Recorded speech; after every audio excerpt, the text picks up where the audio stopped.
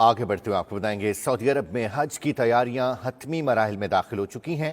ہر سال کی طرح اس بار بھی غلاف کعبہ کو 3 میٹر اوپر اٹھا دیا گیا۔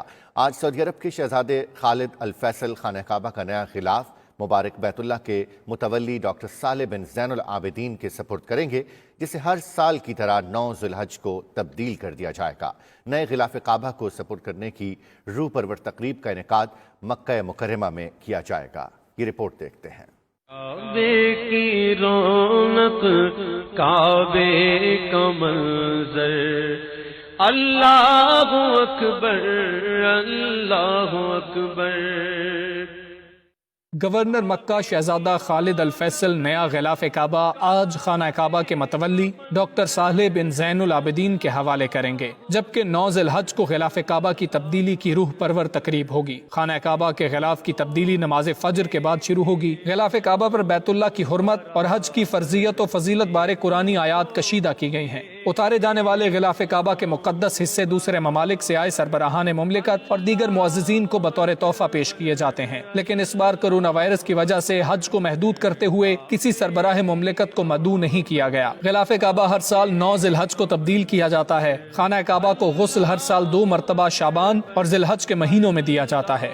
2 کروڑ ریال کی لاگت سے تیار کیے جانے والے غلاف کعبہ کو عربی زبان میں کسوہ کہا جاتا ہے، جسے متعدد افراد مل کر ہاتھ سے تیار کرتے ہیں۔ اسلامی تاریخ میں پہلی بار حضور نبی اکرم صلی اللہ علیہ وآلہ وسلم نے فتح مکہ کی خوشی میں کعبے پر یمن کا تیار کیا ہوا سیاہ غلاف چڑھانے کا حکم دیا تھا۔ ظہور اسلام سے پہلے بھی غلاف کعبہ کو بڑی اہمیت حاصل تھی۔ حضور نبی اکرم صلی اللہ علیہ وآلہ وسلم کے اعلان نبوت سے 5 سال قبل قریش مکہ نے کعبے کی تعمیر نو کے بعد بڑے اہتمام سے اس پر غلاف بھی چڑھایا تھا۔ 19ویں اور 20ویں صدی عیسوی کی شروعات تک غلاف کعبہ مصر میں تیار ہوا کرتا تھا، لیکن 1927 میں شاہ عبدالعزیز آل سعود نے اس کی تیاری کے لیے مکہ میں کارخانہ قائم کیا، جس کا نام دارالکسوہ ہے۔ اس فیکٹری میں پہلا غلاف 1934 میں تیار ہوا تھا۔ حضرت عثمان غنی اسلام کی پہلی شخصیت ہیں جنہوں نے پرانے غلاف پر نیا غلاف چڑھایا اور سال میں 2 مرتبہ کعبے پر غلاف چڑھانے کی روایت ڈالی۔ 761 ہجری میں والی مصر سلطان حسن نے پہلی مرتبہ کعبے کے بارے میں آیات قرآنی کی ذری سے کڑھائی کا حکم دیا۔ 1962 میں غلاف کی تیاری کی سعادت پاکستان کے حصے میں بھی آئی۔ غلاف کعبہ کی تیاری میں دنیا کا سب سے بہترین کپڑا استعمال کیا جاتا ہے۔ 670 کلو گرام خالص سفید ریشم اور 720 کلو گرام مختلف رنگ اسے رنگنے کے لیے استعمال ہوتے ہیں۔ کل کپڑا تقریباً 660 مربع میٹر ہوتا ہے۔ خانہ کعبہ کا دروازہ خالص سونے کا بنا ہوا ہے۔